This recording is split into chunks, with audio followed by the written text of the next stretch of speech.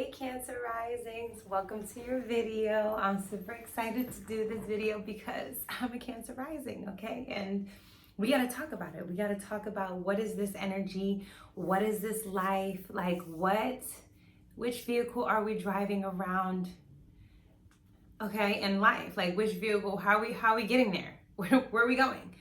What are we doing? Right? Cancer Rising is the yacht. All right, the yacht on the ocean with the chef and the DJ and the home cooked food. All right, depends on how many people are on the yacht. It depends, but it's a yacht because Cancer Risings have a tendency to pick up people throughout life. Okay, this is the tendency. This is the tendency. Why? Cancer is ruled by the moon. So you got to see where the moon is in your chart to give you more information. Of course, you guys got to go and get your full natal chart before you can get an interpretation of who you are, because this is going to be changed, okay, depending on how everything is aspecting your chart. But this is a nice little introduction to the life of a Cancer Rising because we're ruled by the moon. The moon does what? Changes her damn mind every 2.5 days. Okay, the moon, you can't catch up with her. Okay, she over here, she over there. She do what she want to do. She's just like Mercury, damn it. She fluctuates. She be changing her mind. She's moody.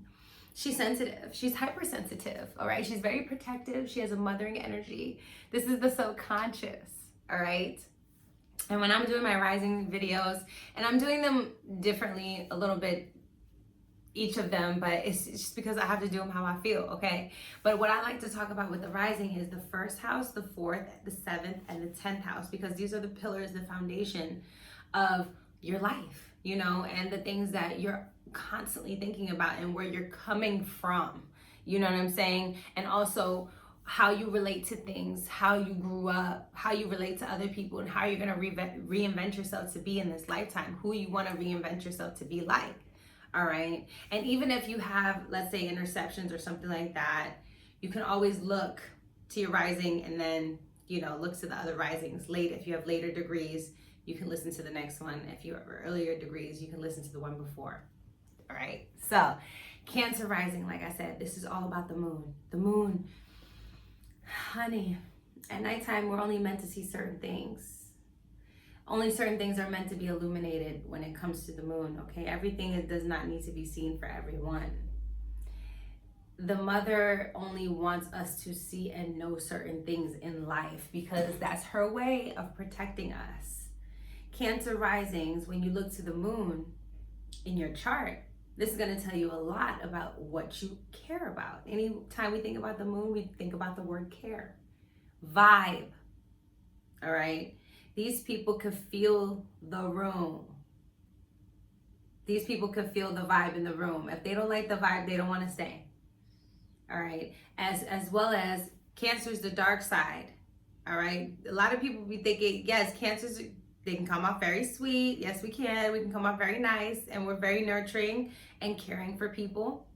It's because, you know, you'll see in a second why. But Cancer Risings go through a lot of shit. They go through a lot of psychological changes, a lot of mood swings, a lot of movements, literally. There's not much stability in Cancer Rising's life. Okay, whether they're moving a lot, whether there's a lot of family stuff going on, but there's always something happening. And the moon is about receptivity, it's about connecting. And Cancer Risings have this I feel what I feel personality. You know, these people are not very easy to lie. Gemini Risings can say whatever, all right? But Cancers, you can read it on their face. You can see it in their eyes. These people have rounder faces, okay? They cry out of frustration most of the time, not even sadness, frustration. It's because they're annoyed, honestly. And they don't know how else to, you know, let it out. So, and because, you know, it rules water. This is why water be coming out. And these people always have a thought before they do something as what would their mother do? Always. In some kind of way, shape, or form, what would their mother do? What didn't their mother do? Depending on what the relationship was, of course. But there is this, their mother, women, feminine energy, divine feminine energy, is the leading character of their life. All right. And there is a need to develop a sense of psychological security and safety within themselves, apart from their family, because Cancer rules the family in the 4th house. You know, Cancer rising's life journey really is, the home is wherever you at, child. That's where the home is, wherever you're at. You don't have to have a whole house, right? Now, if you look to the 4th house for Cancer risings, they have Leo, or no, excuse me, Libra, excuse me. All right, this is Venus here. Now, most Cancer risings have gone through separation in their family. Why? Because Libra is the scales, and Libra is about air, all right? And it's about detachment. It's Venus, it's love, but detached love. And even if your parents were together, it was just, you know, they use you as a mediator some type of way. This is why you care so much about what other people think, okay? Because that's what you were taught in your home.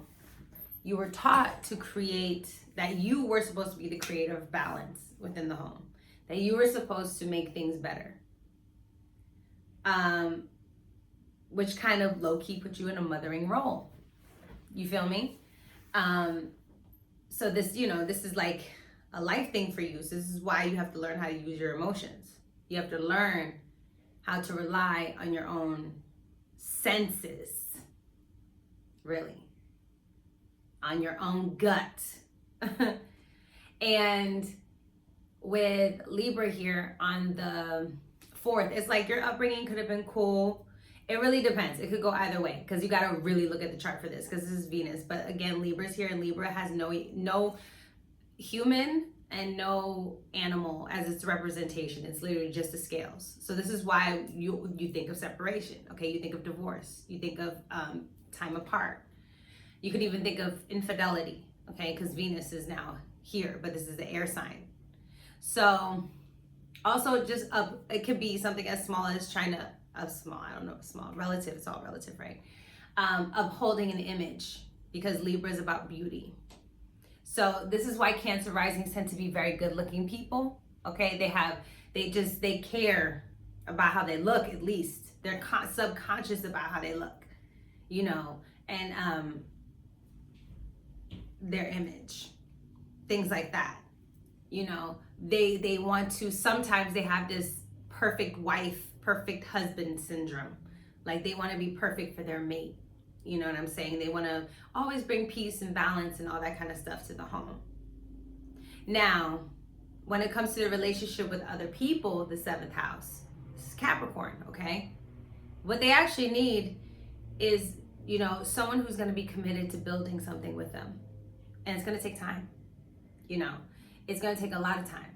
Someone who's able to build a dam for their ever spilling emotion, okay? Somebody who can help hold that for them. Someone who can help them, you know, detach from caring too much of their personal needs and really building a legacy with somebody else. Capricorn here is usually, you know, older person or a person who's more mature, just ahead of you in some type of way, shape, or form. And you know, you have to learn from them. You're gonna learn to have a level of detachment. This is one thing you think that you should care so much. Sometimes you care too fucking much, okay? So much that you drown yourself. You're putting yourself in the hole. You know, you're fucking yourself up. You're bringing yourself out of balance. And now you're spending your time mediating and for people and talking for people instead of just minding your business and detaching from that shit and be like, nah, I don't have to deal with all my family's bullshit. I don't have to always be the cool level-headed one in the family. You know what I'm saying? And Cancer risings get a lot dumped on them. Like I said, like they get a lot dumped on them. A lot. Because it's Cancer. Cancer draws in emotions. So that's the personal thing. And you know, that's that mothering, nurturing. Everyone's looking for a nurturing environment. Every single being on this planet. So it's auras that we're reading. It's energy that we're reading. And so when we see these people and they radiate this, we feel like we can talk to them, you know, about the things that we want to do with our lives, like how we can make our personal lives better, relating one-on-one. These people are great hosts, okay? And with Capricorn on the 7th, you know, the relationships are slow to develop the way that they want them to, because they have to learn how to honor themselves first, because they have Cancer on the 1st, Leo on the 2nd. Spirit wants you to honor your own shit first and value your own shit first. All right, you can't build something long-term with somebody until you let yourself shine, until you found your own creativity, your own passions, your own desires, apart from your family, apart from your mother. You know what I'm saying? And that's what Leo is here in the 2nd house. And then in the 3rd house, you have Virgo, all right? So you need to be paying attention to the details. You're very skilled. You're great craftsmen. You know, these people are great at dissecting things, great editors, great wordsmiths, okay? They can express. They know how to express, all right? Because now you have, again, on the 2nd house that rules the throat chakra, that's the sun there. Your spirit is in your throat, so you have power in your throat. Power of the tongue. These people really understand the power of the tongue. They feel that shit in their heart. And with the 3rd house being in Virgo, you know, these people have a tendency to overanalyze, criticize, overthink, go through every single thing 800 times, because, you know, they feel like they have to go through everything, and everything needs to be paid attention to and nurtured. And like, oh, this person needs, and then this person, and then, like, no.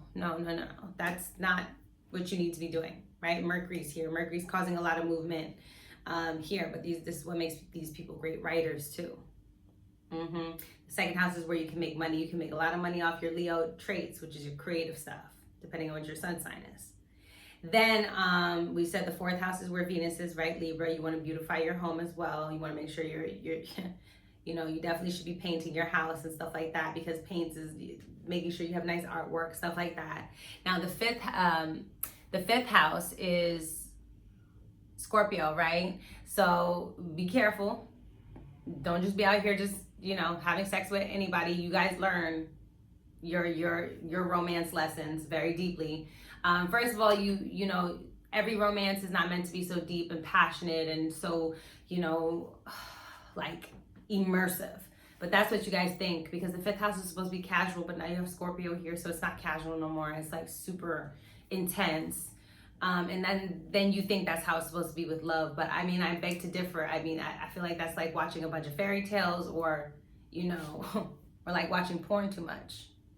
Scorpio 5th house. Okay. Because it's an over exaggeration of what you think a relationship is supposed to be. Some of y'all create drama for yourselves in your casual relationships, and you only been dating said person for like 2 weeks. You know what I'm saying? Because Scorpio's here, so you're always trying to dig up stuff.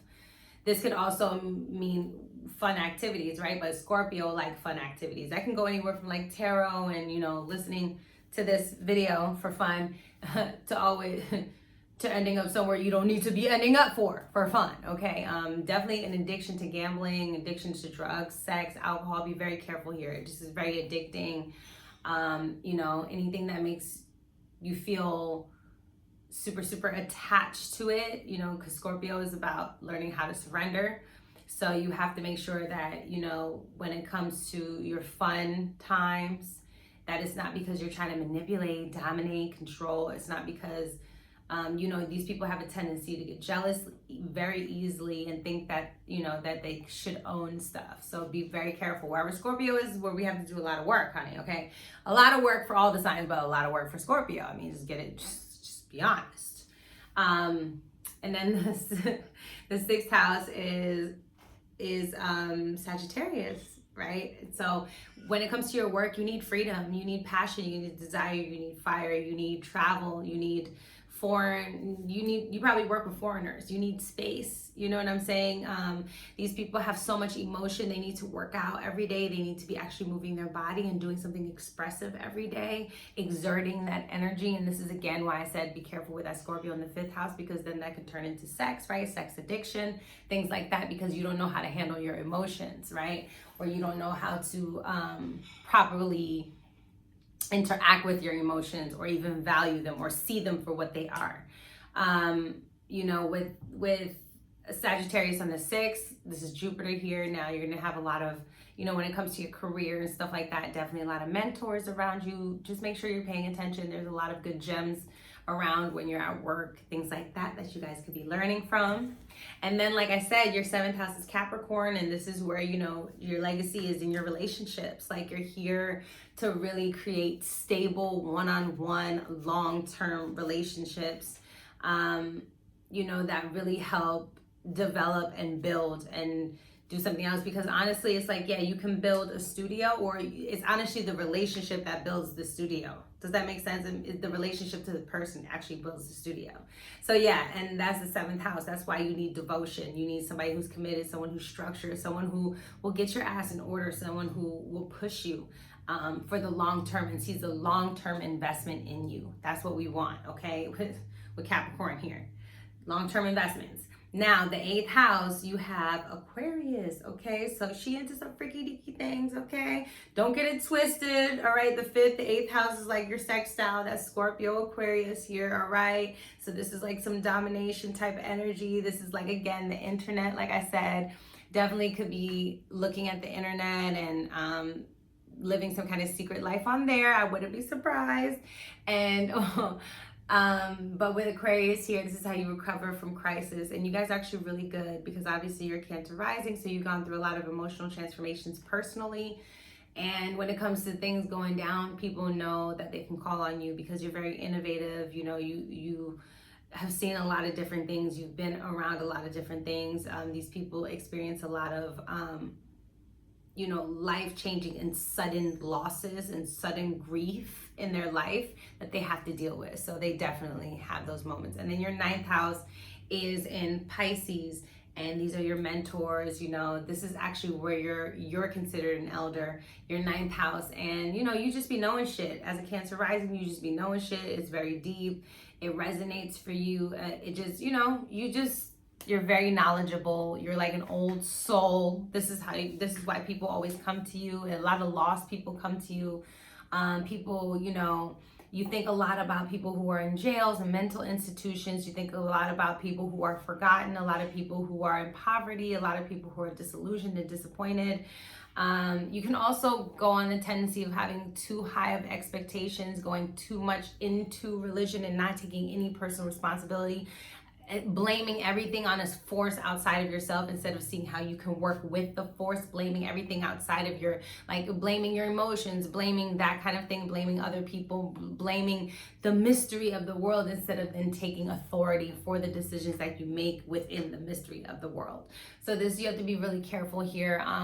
You know, Cancer risings can have a tendency to grow up in church and grow up around a lot of religion, grow up a lot of worship and things like that. So again, there's a psychological, you know, thing that you guys have to go through, because this is where disillusion is. This is where high expectations are, is in the 9th house. So a lot of times you're giving those 9th house type of people in your life a lot of power over you, and you're impressionable when you're young, you know what I'm saying? But as you grow older, you really start growing your own faith and your own spirituality, and start seeing the things that you learned as a blessing, and, you know, start turning that around for yourself. Because when we get to the 10th house, that's where you motherfucking reinvented, okay? Cancer said no. She's new, okay? She's brand new, and she got to do it all over again, honey, okay? Because this is, I'm going to be a leader. I'm going to be a pioneer. Cancer risings are not small people. They're very large people, actually. And, you know, the thing is that they're not here to do little things. These people are very much, this is, not, you know, Pisces in the 9th house, that's publishing. This is why, though, they can become a bestseller, okay? Dead ass. But the 10th house is Aries. They want to be known as a leader, as a pioneer, as someone who did something new, as someone who is a passionate, motivating, and inspiring person, as someone who was spontaneous and believed in themselves. That's who they want to be known as. They want to be known and seen as the as a warrior, as a person, as a general, as a soldier, as a person who's out here kicking fucking ass. Like, yeah, that person, wow, I can see them. They want to tap into that masculine energy. They want to show people what they can make. What they could push out into the world and inspire the world.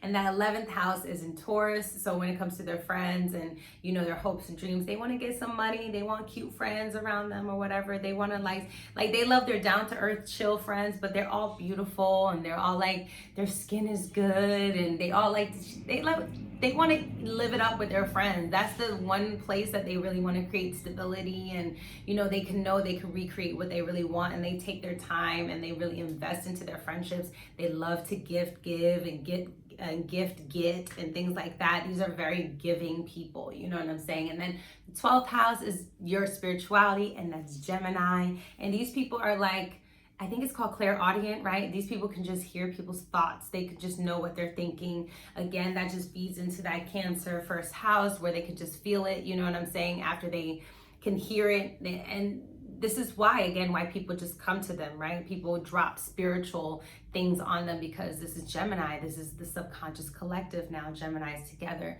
So it's like the streamline of the subconscious collective, all the thoughts, Cancer risings are tapped into that. So they could see all the thoughts from all of the collective and like really see what people are feeling and thinking. And what's on their mind. So these people, they tend to think a lot about death, and they think a lot about the end of stuff. They think a lot about life after, there's always this question of why this, why that, why this. These people can really notice a lot of synchronicities in their life as well. You know what I'm saying? So yeah, definitely like the numbers and colors and things like that. That's when they're really, really tapped in. When they start noticing all that stuff, they start noticing, well, and then they don't ask why anymore. They just know the answer is because ... So hope you guys like my video, and I will talk to you later. Bye.